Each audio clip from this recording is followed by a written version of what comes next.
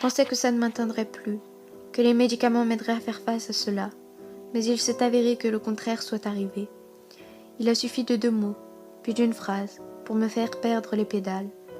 J'ai carrément lâché le guidon et je me suis ramassée par terre. Ça fait mal, une blessure rouverte. Il a suffi à 2 mots, puis une phrase, pour bouleverser mon cœur, suspendre ses battements. Ça a suffi à insuffler la panique en moi, une si grande peur que ça en devenait irrespirable, comme si un étau me barrait la poitrine. Mais j'étais en cours, je pouvais pas me laisser aller devant eux, pas une fois de plus. Alors je suis sortie de la classe, j'ai laissé les larmes brouiller ma vue, et j'ai laissé échapper des cris étouffés. Puis, je me suis arrêtée, j'ai effacé les larmes qui brouillaient ma vue. J'ai essayé de me redonner une contenance, mais c'était impossible. Je revoyais ces affreuses images que j'ai gardées de toi. Je revoyais et j'avais comme la sensation de ressentir tes mains glisser sur ma peau. J'ai repensé à toutes ces fois où tu m'as touchée, où je n'ai rien dit, ne sachant pas trop si c'était important. Mais si seulement j'avais su que c'était anormal que tu fasses cela.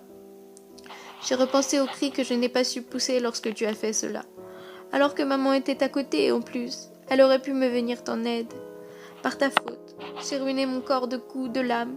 J'ai tenté de mettre fin à mes jours. À cause de toi, j'ai fait vivre un enfer à mes proches. Putain, t'imagines pas à quel point je me suis remise en question, à chercher où est-ce que j'avais fait une erreur. Mais je ne trouvais pas cette réponse.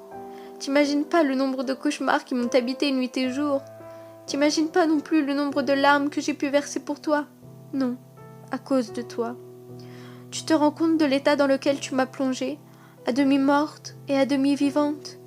Par ta faute, j'ai été internée, mais pas n'importe où, en psychiatrie, pour grosse dépression, parce que j'étais suicidaire et prévoyais de passer à l'acte sous peu. Puis, j'allais mieux, shootée par l'antidépresseur et le régulateur d'humeur, ainsi que le somnifère. Mais il a suffi de 2 mots, puis d'une phrase, pour que tout s'écroule de nouveau en moi, que la force que j'avais acquérie s'est cassée la gueule. Luttant entre cette envie de me faire du mal, de vouloir crever à nouveau, luttant contre ces larmes qui menaçaient de tomber une fois de plus, à lutter contre ces horribles images de tes mains sur mon corps. Ouais, c'était il y a bientôt 2 ans. Tu n'es plus près de moi. Tu ne me feras plus aucun mal, me dit-on. Le problème, c'est que le mal est déjà fait.